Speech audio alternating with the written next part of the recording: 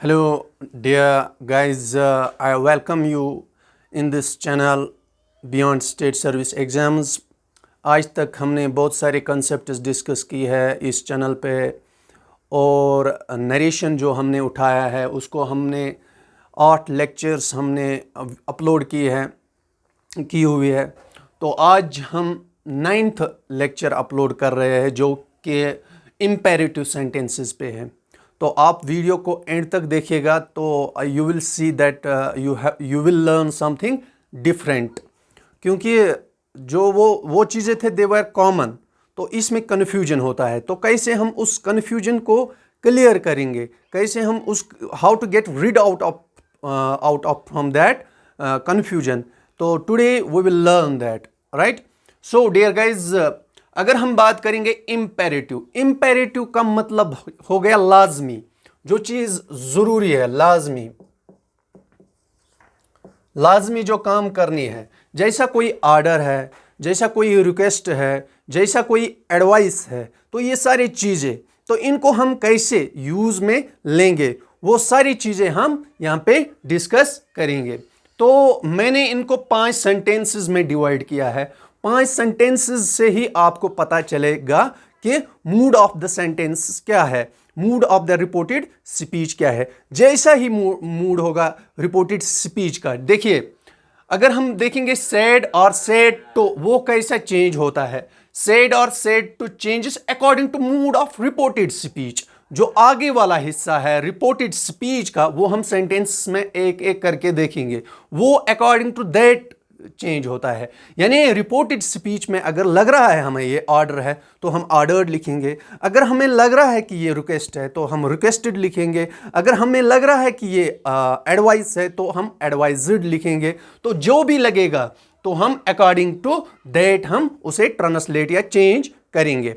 जैसा आपको पता ही है डायरेक्ट को इनडायरेक्ट में हम चेंज कर रहे हैं।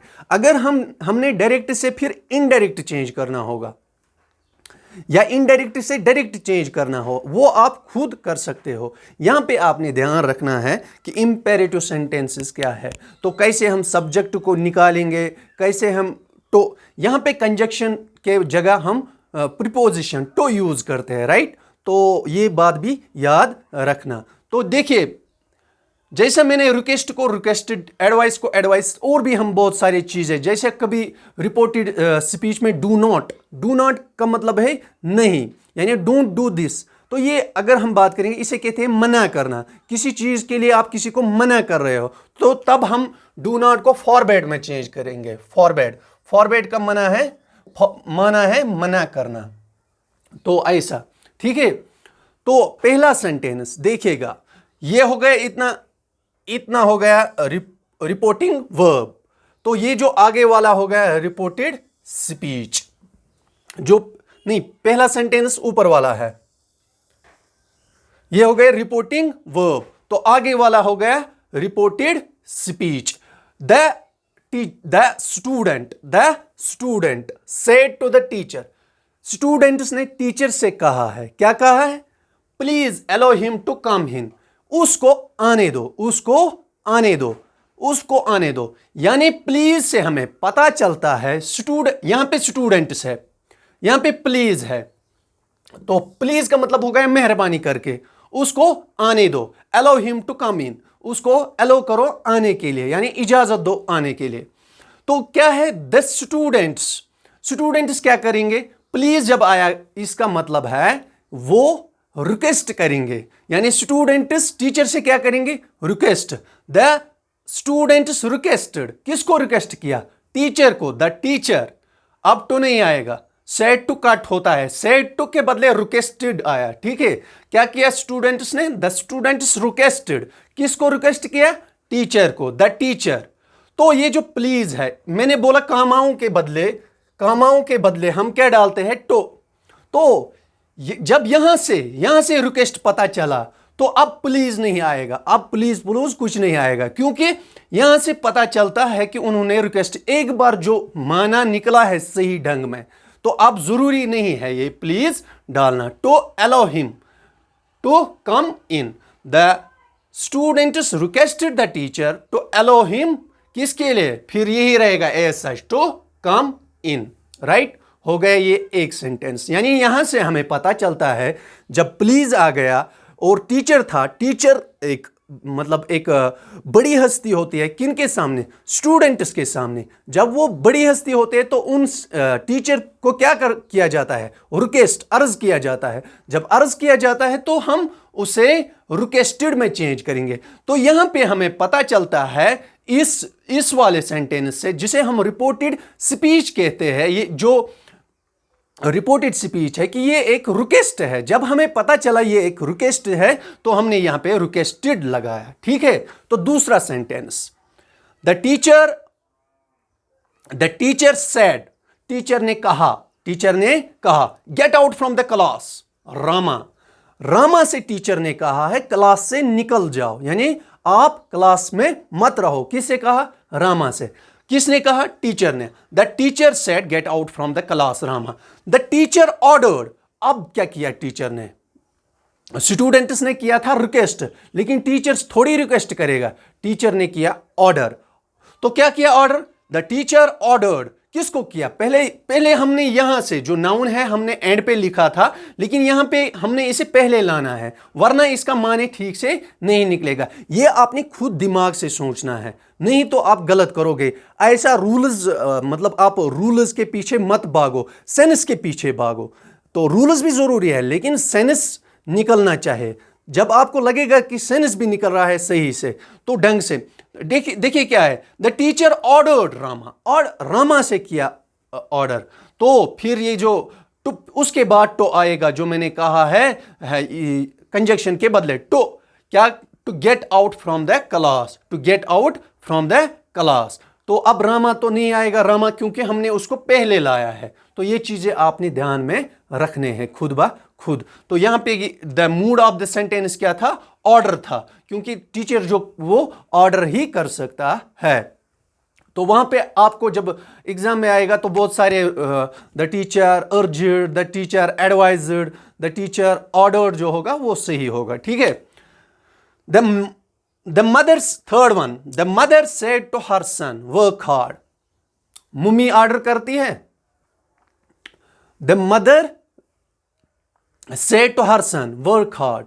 उसने अपने बेटे को प्यार से बोला, बेटा आप सख्त मेहनत करो, वर्क हार्ड। तो हम इसे क्या कहेंगे, हम इसे नसीहत कहेंगे। नसीहत को बोले तो एडवाइस।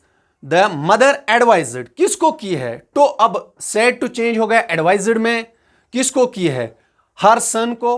तो किस लिए, टू वर्क हार्ड। कंजक्शन के बदले टू वर्क हार्ड, तो यहां पे फुल स्टॉप आएगा, राइट।